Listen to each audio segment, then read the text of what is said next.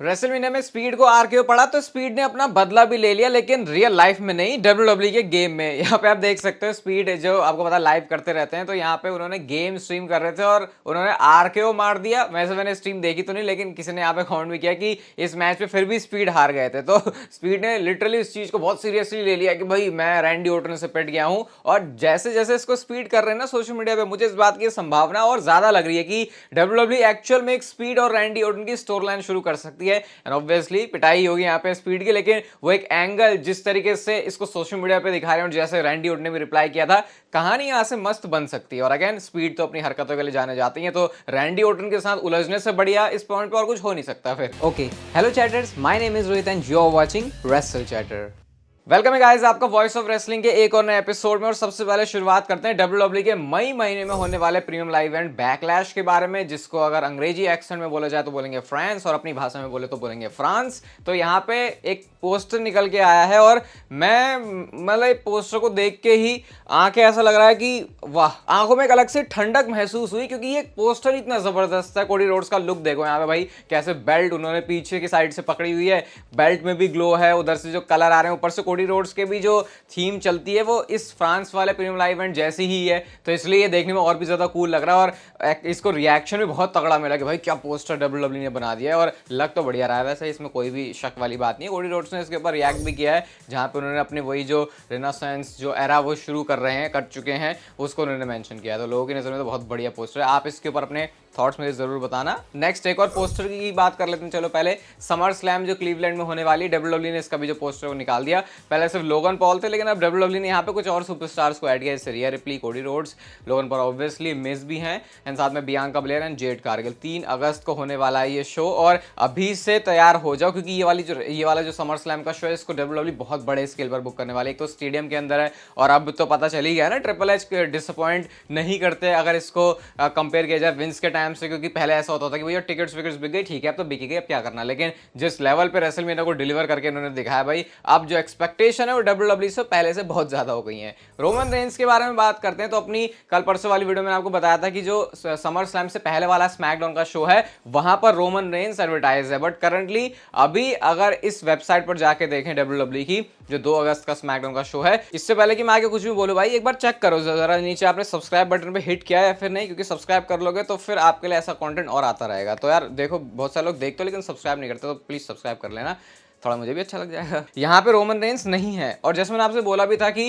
Roman Reigns इस वाले show के एडवर्टाइज तो हो गए हैं, लेकिन डब्ल्यूडब्ल्यू शायद उनके रिटर्न को सरप्राइज ही रखेगी, क्योंकि अगर उसको अनाउंस कर देंगे तो फिर वो फील नहीं आएगी। तो इससे मुझे नहीं, मतलब यहाँ से हटने का मतलब मुझे ये नहीं लग रहा कि ये कोई ऐसा है कि यार रोमन रेंस अब समर स्लैम तक नहीं आएंगे। मुझे लग रहा है उससे पहले ही डब्ल्यूडब्ल्यू उनको बुक करने वाली है शोज के लिए, क्योंकि वो अगेन सोशल मीडिया पर वो जो उनका पोस्ट करना था वो इसी बात का साइन था। तो ऐसा ब्रेक नहीं होगा, लेकिन अच्छी बात यह है कि एक सरप्राइज रिटर्न की तरह रोमन रेंस आ रहे हैं, क्योंकि वो वाला रैक एवरीवन एंड लीव वाले स्लोगन फिर से याद कर लो। वैसे उसको लेके तो नहीं आएंगे रोमन रेंस, लेकिन कुछ ना कुछ वैसे ही होगा कि एकदम से अचानक से कहीं से आके भटक गए। और मैं तो सोच रहा हूँ कि जब रोमन रेंस आएंगे तो किस तरीके का पॉप उनको मिलेगा, वो तो नेक्स्ट लेवल ही होने वाला है, क्योंकि इतना बड़ा लेजेंडरी रेन उनका एंड हुआ है, लोगों के लिए रिस्पेक्ट बढ़ गई है, रोमन मतलब लोगों के नजर में रोमन रेंस के लिए रिस्पेक्ट और ज्यादा बढ़ गई है। तो वापस आने में उनका डेफिनेटली एक रिटर्न, टॉप रिटर्न में जरूर होने वाला है। कल वाली वीडियो में मैंने आपको पूरी AEW की कंट्रोवर्सी, सीएम पंक की कंट्रोवर्सी के बारे में बताया था, लेकिन क्या इस कंट्रोवर्सी के बाद भी जो AEW है उनको अच्छे नंबर्स मिल पाए हैं? क्या उनकी जो रेटिंग्स है वो बड़ी है? तो AEW डायनामाइट का शो अब भी 1 मिलियन तक नहीं पहुंचा। 819 के व्यूअर्स ने ट्यून किया था AEW डायनामाइट को देखने के लिए। और उससे भी खराब बात यह है कि कहां सारे लोग यंग बक्स को बोल रहे थे, अबे क्या हो तुम जो है सीएम पंक की कौन सी पुरानी बातें उखाड़ के लेके आ रहे हो, अब छोड़ दो उस मुद्दे को। पता क्या चलता है कि ये टोनी खान का आइडिया था और यंग बक्स तो ये करना भी नहीं चाह रहे थे। उनको लग रहा था कि भाई ये सही नहीं लगेगा, लेकिन जिस तरीके से फिर टोनी खान ने उनको प्रेशर पुश जो भी किया, जो भी है भाई कंपनी ने किया, तो एंड देन जाके फिर इन्होंने वाला जो सेगमेंट है वो किया था। इवन विल ऑस्प्रे ने जो बात बोली थी ट्रिपल एच को, वो भी टोनी खान की बोली हुई थी। ऐसा नहीं था कि विल ऑस्प्रे जाके गए थे, वो उन तक पिच किया गया था, और जब वो पिच किया गया था तो अज्यूम किया जा रहा है कि वो क्रिएटिव्स की तरफ से किया गया होगा। और जितनी पर्सनल दुश्मनी टोनी खान रखते हैं डब्ल्यूडब्ल्यू कंपनी के साथ, या उसमें उनके हर चीज में टांग घुसेड़ने की, अज्यूम यही कर रहे हैं कि भाई ये टोनी खान का ही है, क्योंकि अगर विल ऑस्प्रे का नहीं है तो इसके अलावा दूसरा बंदा जिसके ऊपर सबसे पहले हमारा पॉइंट जाएगा वो टोनी खान ही है। पता नहीं भाई क्या कर लिया उन्होंने अपनी कंपनी के साथ, लेकिन अभी तो दिन बिल्कुल भी अच्छे नहीं चल रहे। खुद AEW के फैंस AEW की तारीफ नहीं कर रहे, उल्टा बुराई कर रहे हैं। क्या कर रहे हैं भाई, हम भी जा रहे हैं WWE में, हमें नहीं देखनी अभी कंपनी। कोडी रोड्स का टाइम चल रहा है, कोडी रोड्स चैंपियन है, सब कुछ कोडी रोड्स हर जगह हो रहा है, लेकिन एक बात सारे लोग भूल रहे हैं, और डच मेंटल ने, जो कि आपको पता है पहले जैक स्वैगर के साथ आते थे, तो उन्होंने एक बात मेंशन करी और मुझे लगा कि भाई मुझे भी अपनी वीडियो में बतानी चाहिए ये,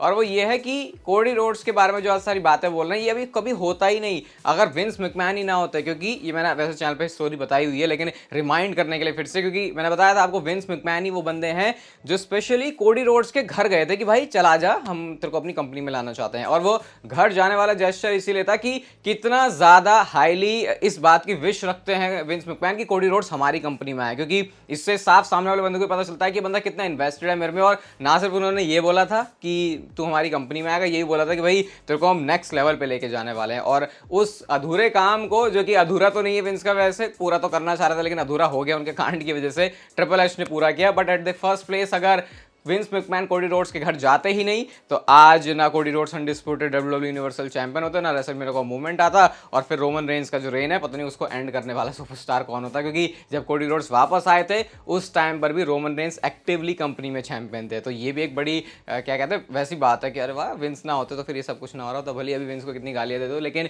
इन चीज़ों की शुरुआत तो विंस मैकमैन कंपनी से हुई थी ना, ऑब्वियसली कंपनी उन्होंने खड़ी करी है। बस हाँ वो कांड हो जाते हैं उनके, तो फिर इसलिए फिर उनके बारे में ज़्यादा कोई बात नहीं कर रहा आजकल।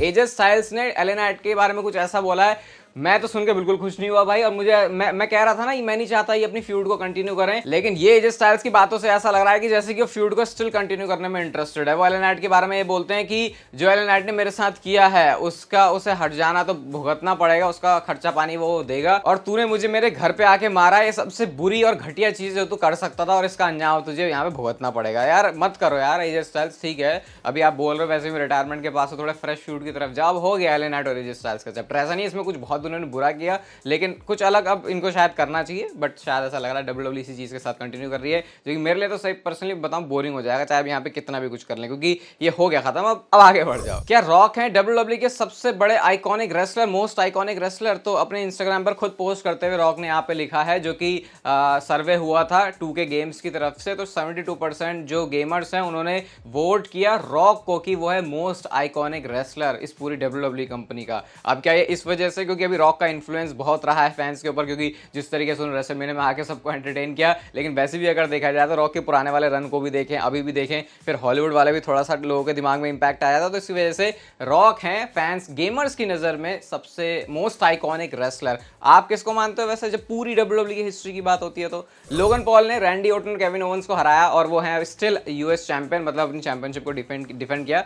तो WWE ने एक वीडियो शेयर करी है, यहाँ पे रैंडी ऑर्टन को सॉरी बोल रहे हैं लोगन पॉल। वो बोलते हैं भाई सॉरी, देख नया आ रहा है, मैं तेरे से प्यार तो करता हूँ लेकिन मुझे करना पड़ा, मैं तुझे स्टिल बहुत ज़्यादा पसंद करता हूँ। तो ये वर्क है उनका कैमरास के लिए ऑब्वियसली, क्योंकि उनको पता है वो सारी चीज़ें चल रही हैं, और लोगन पॉल बड़े शाणे आदमी है भाई, उन्हें पता है कब कोई चीज़ कहाँ से कैप्चर होती है और क्या बोलना है। वैसे उनका हील वर्क बहुत अच्छा रहता है, एंड पर्सनली मैं बहुत एक्साइटेड भी हूँ। लोगन पॉल चैंपियन है, और उधर से मैं भूल नहीं रहा हूँ कि ग्रेसन वॉल और ऑस्टिन थेरी के पास भी चैंपियनशिप है, तो ये तीनों मुझे सिमिलर थोड़े थोड़े लगते हैं। ऑस्टिन थेरी पहले थोड़े डिफरेंट थे, लेकिन ग्रेसन वॉल इफेक्ट उनके ऊपर चढ़ा तो वो थोड़े डिफरेंट बन गए। मैं तो चाह रहा हूँ इन तीनों को मिला के एक टीम बना दो, क्योंकि बहुत सिमिलर नेचर है इनका, बहुत सिमिलर तरीके से हील रोल प्ले करते हैं, कुछ इंटरेस्टिंग स्टोरी लाइन दे सकते हैं। अगर एक बहुत मस्त वाली बेफेस टीम आ गई, अभी मैं दिमाग मारा शील्ड जैसी अगर कोई बेफेस टीम होती तो इनके बीच में बहुत मस्त वाली फ्यूड हो सकती थी, बिल्कुल लेजेंडरीज को बनाया जा सकता था। WWE ने अपने ट्विटर अकाउंट पे एक ट्वीट किया, जहां पे वो ट्वीट अब डिलीट भी हो चुका है, लेकिन ट्वीट है hello hello hello hello hello hello hello hello hello hello. इसको कितनी बार बोलना है अब आप इस ट्वीट में देख सकते हो।